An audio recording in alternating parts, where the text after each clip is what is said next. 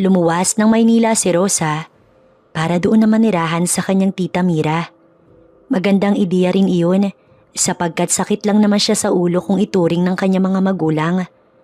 Makakatulong din siya sa tita Mira niya dahil nga sa kakapanganak lamang nito. Hindi nagkakalayo ang edad nila ng kanyang tita Mira at matanda lang yata ito sa kanya ng 6 o 7 taon. Bunsong kapatid kasi ito ng mama niya, ngunit nakapag-asawa ng taga Maynila. Doon na rin ito ay kinasal kaya hindi pa niya nakikita ang asawa nito na ayon naman sa mama niya, mabait naman daw. Pagdating pa lamang niya sa bahay ng kanyang tita Mira, kaagad na siya nitong sinalubong. Kalong-kalong ang baby nito. Mukhang na-miss siya ng tiyahin at masayang-masaya itong makita siya. Kinarga naman niya ang baby nito na noon 2 buwan pa lamang. Tahimik ang buong bahay at mukhang ang tita Mira lang yata niya at ang anak nito ang nandoon. Naghihintay na pala ang pagkaing inihanda pa yata ng tiyahin niya para sa kanya. Noon nga, nakaramdam na siya ng gutom kaya kaagad na rin siyang kumain at pinatulog naman ng tita Mira niya ang anak nito. Pawang paborito niya ang pagkain kaya naman napasarap ang kanyang kain. Pagkatapos, iniligpit na niya ang pinagkainan at ipinasok sa isang silid ang kanyang daladalang bag. Malinis ang silid at naroon na rin lahat ng kanyang kailangan. Muli siyang bumalik sa sala at doon rinig pa rin niya ang pagpapatulog ng kanyang tita Mira niya sa anak na umiiyak. Nagpalinga-linga na lamang siya sa paligid at nakita ang picture frame ng tita niya sa kasal. Lumapit siya roon at nakita ang magandang ngiti ng kanyang tiyuhin. Ngunit hindi ito ang nakatawag ng kanyang pansin. Napatitig siya sa gwapong lalaking katabi ng kanyang tita Mira. Oo, talagang gwapong lalaki na talaga namang masasabi niyang parang artista ang dating. Maputi, matipuno, matangkad at basta gwapo ang lalaki. Nasisiguro niyang ito ang napangasawa ng kanyang tiyahin. Naisip niyang napakaswerte naman ng kanyang tita Mira. Saan kaya ito nakabingwit ng ganoong klaseng lalaki? Sa puntong iyon, may kakaibang nararamdaman si Rosa. Para bang nagkagusto na siya sa asawa ng kanyang tita Mira. Baka nga photogenic lang ang lalaki at hindi naman ito ganoon kagwapo sa personal. Kaya naman, ikinalma ni Rosa ang sarili. Nang hapong iyon, natulog lamang si Rosa. Nagpahinga siya at napagod din naman siya sa ilang oras na biyahe. Mag-aalas 5 na nang magising siya, kaya bumangon na siya at kumusa ng magsaing. Alangan namang iasa pa niya sa tita Mira niya ang ganoong gawain, iyon nga ang rason kung bakit siya napaluwas roon. Ang tulungan ng tiyahin sa gawaing bahay. Dahil nga sa halos wala rin itong pahinga sa pag-aalaga ng anak nito. Pansin kasi niya na napakasutil ng anak nito at panay ang iyak kapag ibinababa ng kanyang tita. Sakto namang naluto na ang sinaing niya kaya agad niyang tinanong sa tiyahin kung ano ang ulam na kanyang lulutuin. Sinabi naman nito na wag na siyang magluto ng ulam sapagkat bibili na lamang daw ng ulam ang asawa nito pagka-uwi galing sa trabaho. Sinabi din nito na bantayan muna ang anak nito at maliligo lamang saglit. Mukhang sa wakas ay nahimbing na ang baby nito kaya pumasok na ito sa banyo. Ilang saglit pa, may dumating at nakita niya iyon na ang asawa ng kanyang tiyahin, si Harvey. Natulala si Rosa. Akala niya sa picture lamang naubod ng gwapo ang lalaki. Ngunit nagkakamali siya. Nasilayan niya ang napakagwapo nitong muka na siyang dahilan kung bakit para siyang natuod. Hindi niya alam ang sasabihin niya nang batiin siya ng lalaki. Mukhang nakilala siya nito. Kaya kaagad naman nang umiti na lamang siya rito. Kaagad nitong diniluhan ng anak at hinalikan. Hinanap ang asawa, kaya itinuro niya sa banyo. Mukhang palangiti ang lalaki at pinasok na sa banyo ang misis. Lumabas na lamang siya sa silid ng mga ito na hindi napapakali. Ano kayang nangyari sa kanya? Para siyang matutunaw, lalo na nang makitang initian siya ng lalaki kanina. Para siyang kinikilig. Sa tanang buhay niya, ay noon lamang siya nakakita ng ganoon kagwapong lalaki sa personal. Kadalasan ay sa TV lamang siya nakakapanood ng ganoong lalaki na binihiyaan ng sandamakmak na kagwapuhan. Talagang ang napakapalad ng kanyang tita Mira. Kung siya ang tatanungin, hindi rin naman siya magdadalawang isip na pakasalan ng ganoong klaseng lalaki. May hindi tama. Mukhang malaki ang tama niya sa asawa ng tita Mira niya. Kung sa probinsya ay uso ang oplan, agawin ng jowa ni best friend, ay mukhang magkakaroon din siya ng oplan. Iyon nga lang ay oplan, agawin si tito kay tita. Alam ni Rosa na mali ang paghangang nararamdaman niya sa asawa ng tita Mira niya. Pero paano ba naman niya iyon pipigilan? Halos maglupasay siya sa tuwing nasisilayan niya ito. Nang gabi ngang yun, hindi halos siya makakain dahil magkaharap ba naman sila ng lalaki. Pinagdasal na lamang niya na sana, hindi napansin ng tiyahin niya ang mga malalagkit na tinging iginagawad niya sa lalaki. Nakakahiya naman kapag nahalata pa siya ng kanyang tiyahin. Kaya hanggat kaya ni Rosa, iniiwasan niyang mahuli siya ng lalaki o ng kanyang tita Mira. Pero hindi ibig sabihin nun, mawawala na ang paghanga niya sa lalaki.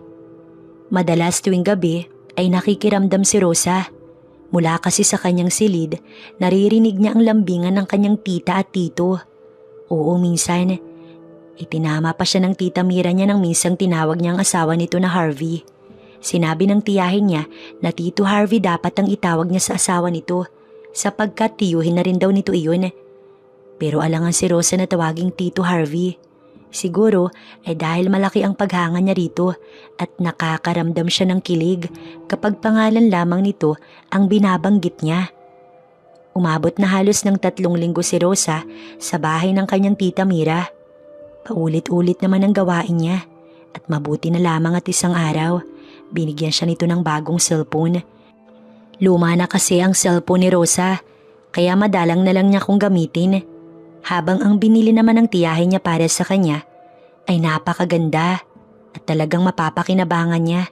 Hindi katulad ng cellphone niya na halos walang ma-install na apps dahil sa liit lamang ng storage. Medyo nagiging boring din kasi ang mga araw niya, lalo na kapag minsan lamang niya nakakasama ang asawa ng kanyang tita Mira. Minsan kasi gabay na itong umuwi galing sa trabaho. Abangan man niya ito, mapapahiya lamang siya dahil sa palagi ring inaabangan ng kanyang tita Mira ang pag-uwi ng asawa. Kaya ayun, nakokontento na lamang siya na makinig sa mga ingay ng mga ito sa hating gabi. Sa dalas nga ng ginagawa ng mga ito, hindi na siya magtataka kung masundan kaagad ang anak ng mga ito. Habang siya ayun, tahimik lamang na pinapakinggan ng mga ito. Iniisip na sana isang araw, maranasan niya rin ang kasayahang tinatamasa ng kanyang tita Mira. Pero gaya nga ng sabi niya, pagkakataon lamang ang kanyang hinihintay. Isang umaga, maagang umalis ang tita Mira niya at may appointment daw sa doktor ang anak nito. Maaga ring umalis si Harvey at papasok pa ito sa trabaho. Ngunit ilang minuto lamang na nakaalis sa mga ito ay bumalik si Harvey sa bahay. Sakto namang kakalabas niya ng banyo at katatapos lamang maligot nakatapi lamang ng tuwalya nang makasalubong niya si Harvey. Natigilan siya at kaagad na binundol ng kaba ang kanyang dibdib. Nag-isip siya lalo at nakita niyang natulala si Harvey sa harapan niya. Walang ano-ano ay nilapitan niya ito. Kitang-kita ni Rosa ang paglunok ng lalaki, kaya naman naglakas loob na siyang lumapit. Yun ang tamang oras para gawin niya ang kanyang nais na matagal niya nang inaasam. Hindi naman nakaimik pa si Harvey nang kumapit ang kanyang mga braso sa bandang batok nito at walang ano-anong hinila ang lalaki upang mahalikan. Nagulat man ay walang nasabi si Harvey. Sa wakas ay naramdaman ni Rosa ang mainit na labi ni Harvey. Mainit at talaga namang halos ayaw niya na iyong tigilan hanggang sa maramdaman niyang tumugon na ang lalaki sa bawat halik niya. Nagsimula na rin itong maglikot, kung saan-saan na napupunta. Kung nadala lamang ito dahil sa isa lamang itong lalaki, wala siyang pakailam. Ipagpapasalamat niyang naranasan niya ang ganoong bagay kasama ang lalaking gusto niya. Lumalim pa ang halik na kanilang pinagsasaluhan. Mainit at mapusok yun hanggang sa humantong sila sa kalapit na sofa sa sala. Bumaba pa ang mga halik ni Harvey. Doon ay pinasaya siya nito ng husto na talaga namang dahilan kung bakit siya napapakapit sa matipunong braso ng lalaki. Halos mawala na siya sa sarili ng mga oras na yun, lalo pa sa ginagawa ng lalaki. Awang ang kanyang mga labi at habol ang kanyang paghinga. Pilit pinapakalma ang sarili, ngunit sadyang nakakadarang ang ganoong eksena. Maya-maya pa ay bahagya nang huminto ang lalaki't walang ano-ano. Inumpisahan na ang totoong laban. Talagang halos wala siyang pagsidlan ng labis na kasiyahan. Hindi niya inaasahan na mangyayari ang bagay na iyon na talaga namang kanyang pinapangarap. Sunod-sunod na ingay ang pumakawala sa mga lalamunan ni Rosa. Talaga namang halos matunaw ang kanyang puso sa ganoong tagpo. Kay gwapo pa ng lalaki na kasama niya ngayon. Napakagatlabi siya habang nakatitig dito. Hindi na siya makapaghintay ng mga oras na yun. Talagang kailangan nilang masulit lahat bago pa dumating si Mira. Kaya naman napasinghap siya nang maramdaman ang bagay na iyon dito sa kanya. Pakiramdam ni Rosa ng mga oras na yun, napaka-espesyal niya. Alam niyang ang anumang nasimulan nila ni Harvey ay hindi doon lamang magtatapos. Bagkus ay iyon pa lamang ang simula. Ngayon pa na may naganap na sa kanila, alam niyang hahanap-hanapin nila iyong pareho at handa siya sa ganoong pangyayari. Ang kailangan lamang nilang gawin, galingan nila ang kanilang pagtatago sa kanilang bawal na ginagawa. Tiyak kasi napalalayasin siya ni Mira kapag nalaman nito ang ginagawa nito sa mismong gwapong asawa. Nang araw na iyon, nag-iwan pa sila ng bakas sa sofa. Natapos sila at talaga namang pakiramdam ni Rosa, sulit ang lahat ng kanyang pawis, pagod at ng pagtataksil niya. Masaya siya at nakuha niya ang gusto niya. Nagawa pa siyang halikan ni Harvey at para bang para dito, kulang pa rin ang anumang ginawa nila. Sinabi nito sa kanya na maligo siya ulit at baka mamaya kapag may pagkakataon, baka magawa nila ulit ang bagay na yun. Nagkaintindihan naman silang dalawa kaya muli nang bumalik ng banyo si Rosa. Bit-bit ang kanyang tuwalya. Natutuwa siya at talaga namang naroon ang saya sa kanyang puso. Hindi niya lubos maisip na sa isang iglap lamang kanyang makakamit ang ninanais na maganap. Sakto ngang natapos siya sa paliligo at bumalik na sa kanyang silid upang magbihis. Nakalimutan kasi niyang magdala na ng kanyang susuotin. Nasa loob ng silid nila si Harvey at yak na hinihintay na ang pagdating ng misis. Pasasaan ba't magiging asawa rin niya si Harvey? Pero syempre, alam niyang marami pa silang pagdadaanan. Sa punto ngang yun ay isang malaking karibal na ang turing ni Rosa kay Mira. Ikatutuwa niya kapag nawala ito sa landas nila ni Harvey. Eksaktong 12:00 ng tanghali na nakauwi ang tita Mira niya kasama ang anak nito. Maayos naman ang bahay nang dumating ito habang siya nakaupo lamang sa sala. Naroon naman sa silid ang asawa nito. Kaya wala naman sigurong dahilan para mag-isip ito ng kakaiba. Ngunit nang mapatingin ito sa kanya, ay para bang may iba iyong ibig sabihin. Ngunit nagawa namang itanong sa kanya ng maayos kung nakapagluto na ba siya. Sinabi na lamang niya na oo at naghihintay na nga sa hapagkainan ng pagkain kanyang iniluto. Nakita niyang dumiretso muna ito sa silid ng asawa at nagulat pa yata ito nang makita ang mister sa loob. Kala kasi nito ay pumasok sa trabaho si Harvey. Maya-maya pa nga, nasa hapagkainan na sila at masaya nang kumakain. Wala man lang kaalam-alam si Mira na habang masaya silang nagkukwentuhan at lihim naman na nagsusundutan ng mga paa nila ni Harvey sa ilalim ng mesa. Walang ibang nasa isip nila kundi ang mga ginawa nila kanina. Hindi iyon mawala-wala sa kanyang isip at ngayon yung kumakain sila, ramdam niya ang mga init sa paa ni Harvey. Nauna nang matapos sa pagkain si Mira sapagkat narinig nilang umiiyak na ang baby ng mga ito. Naiwan sila sa mesa at nagkakatitigan. Ilang saglit pa, sinubuan niya ng pagkain si Harvey na kaagad naman itong ikinangiti. Alam kasi nila na walang ibang makakakita sa ginagawa nila at nasa kwarto na nga si Mira. Maya-maya pa, hindi na nakatiis si Rosa at tumayo siya at tinungo ang upuan ni Harvey. Dinig niya ang pagpapatulog ni Mira sa anak nito, kaya kampante silang nagpalitan ng mainit na haplos at halik ni Harvey. Talagang nananabik sila sa isa't isa ng mga oras na yun, kaya naman na matagalang pinagsaluhan nilang halik. Nang bigla na lamang tinawag ni Mira mula sa silid ng asawa nito. Matagal pa raw ba ito at maipapasuyo ito sa mister? Kaagad namang nainis si Rosa at tinapos na rin ang kanyang pagkain. Pumasok na sa silid si Harvey kaya naiwan siya sa kusina na nagliligpit ng kanilang pinagkainan. Sa kabila ng inis, masaya pa rin naman siya. Siguro'y makukontento na muna siya sa nakaw na sandali kasama si Harvey. Pagkaligpit ng pinagkainan, naghugas siya ng mga plato. Tahimik na ang buong bahay at natutulog na yata ang mag-asawa. Ngunit biglang pumasok sa isip niya na baka hindi naman talaga nakatulog ang mga ito at mayroon lamang ginagawang milagro. Muli ay nainis siya sa naisip. Kung mainis siya'y para bang nasa kanya ang lahat ng karapatan. Binilisan na lamang niya ang paghuhugas ng plato nang sa ganoon makapagpahinga na rin siya. Nakakaantok ng tanghaling iyon kaya matutulog na rin siya at wala namang halos gagawin pa sa mga oras na yun. Pagpasok niya sa kanyang silid, humilata na siya at natulog. Akala nga ni Rosa, mauulit muli ang nangyari sa kanila ni Harvey. Ngunit hindi nangyari. Paano ba naman halos walang lakad at sa bahay lang palagi si Mira? Parang aso na ayaw humiwalay sa mister kapag walang pasok si Harvey sa trabaho. Iritang-irata tuloy si Rosa. Tuwing sasapit naman ng gabi ay halos wala rin silang nakikitang magandang pagkakataon sapagkat palagi ay late na ring matutulog si Mira dahil nga sa baby nito. Kaya ayun, sabik na sabik si Rosa at alam niyang ganoon din si Harvey.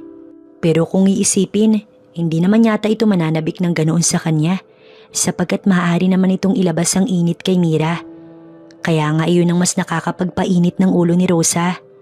Ngunit isang araw, nagkasakit ang baby ni Mira kaya umalis ang mag-asawa para ipa-check up ang anak ng mga ito. Naiwan siya sa bahay na nag-iisip. Nang muli ay bumalik si Harvey at kukuha raw ito ng gamit dahil nga kailangan daw i-admit sa hospital ang bata. Noon ay nakakita ng magandang pagkakataon si Rosa. Naiwan kasi sa hospital si Mira at inutusan lamang na kumuha ng gamit si Harvey. Ngunit dahil miss na miss niya na ang lalaki, hindi siya pumayag kaagad na umalis ito nang hindi man lang sila nagkakasiyahan. Mukhang nangulila rin sa kanyang lalaki, kaya naman doon na lamang nila ginawa ang bagay na iyon sa kanyang silid. Talaga namang hindi niya alam ang gagawin. Ninanamnam ng husto ni Rosa ang pagkakataong yun. Handa niyang isuko ang lahat dito. Handa niyang gawin ang anumang makakapagpasaya sa lalaki ng walang pangamba. Dahil nga alam niyang walang ibang tao roon na mga oras na yun. Gabi na kasi tahimik ang paligid, kaya tsak na hindi makakauwi si Mira. Kung sakali man, lalo't babantayan nito ang anak sa hospital. Bukod doon, bumuhos rin ang malakas na ulan. Napapalakas tuloy ang ingay ni Rosa at nakikisabay iyon sa lakas ng bagsak ng ulan sa bubong ng bahay. Walang kasing saya ang kanyang nadarama ng mga oras na yun. Hindi niya malaman kung saan ikakapit ang kanyang mga kamay dahil ramdam niya na mararating na niya ang dulo. Iba ang pakiramdam niya ng mga oras na yun. Masayang masaya siya dahil talaga namang natutupad ang kanyang mga pangarap. Tinitigan niya sa mata ang lalaki at maya-maya lang sabay nilang narating ang dulo. Nang gabing yun, nagpakasawa muna si Rosa at Harvey. Nang akmang aalis na ang lalaki upang bumalik sa hospital, hindi niya mapigil na malungkot kaya tinanong niya ito kung pwede ba siyang sumama. Mukhang naintindihan naman nito ang lungkot kaya isinama siya nito at gamit nga nila ang kotse ng mga ito. Ilang minuto rin ang biyahe bago nila narating ang hospital. Ngunit pinili na lamang ni Rosa na manatili sa kotse na nakapark lamang sa parking lot ng malaking hospital na yun. Iniwan na nga siya ni Harvey at dala ang gamit ng mag-ina nito. Pumasok na ito sa loob ng hospital. Nagselfon na muna siya sa backseat ng sasakyan. Wala namang makakakita sa kanya roon sapagkat tinted ang salamin. Nilibang na lamang niya ang sarili at tsak kung anong oras na naman ang balik ni Harvey sa sasakyan nito. Ngunit hindi pa nga siya nagtatagal doon. Nakita niya na ang bulto ng lalaki na pumasok sa loob ng sasakyan. Tuloy ay muli siyang nakaramdam ng galak dahil tumabi ito sa kanya sa backseat. Sinabi nito na ayaw daw nito sa loob ng hospital. Naisip naman niya na baka ayaw lang nito sa loob kasama ang mag-ina nito dahil alam nitong naroon siya sa sasakyan at naghihintay. Ngunit ngumiti lamang siya at naglalambing sa lalaki. Para bang siya pa ang asawa nito kung makaasta siya at nagpapasalamat siya dahil hindi naman ito kumukontra sa kung anong gagawin niya. Hanggang sa doon mismo sa likod ng sasakyan, nagawa nila ang bagay na yun. Mag-uumaga na rin ang sila ay matapos kaya nakaramdam na ng antok si Rosa. Nakatulog siya sa likod ng sasakyan ng may ngiti sa mga labi. Marami pa siyang plano. Marami pa siyang gagawin na kasama si Harvey. Siyempre labas na roon si Mira. Wala na siyang pakailan pa rito. Ngunit kinaumagahan, nagulat na lamang si Rosa. Nakalabas na agad sa hospital ang baby ng dalawa. Hindi na nagulat si Mira nang makita siya sa backseat ng sasakyan. At ang mas nakakagulat pa, pinauwi siya kaagad nito sa probinsya pagdating nila sa bahay. Hindi na raw siya nito kailangan kaya umuwi na siya. Nagpumilit pa nga siya sapagkat paano na ang kanyang mga plano. Paano pa silang magkakasama ni Harvey. Ngunit buo na ang pasya ni Mira. Tila yata may nalalaman ito tungkol sa kanya at kay Harvey. Mula nga na makauwi siya, wala na siyang balita sa mga ito. Putol na ang komunikasyon ng tita niya sa kanya at sa mismong mga kapatid nito. Talagang inilayo sa kanya ang Mr. na si Harvey.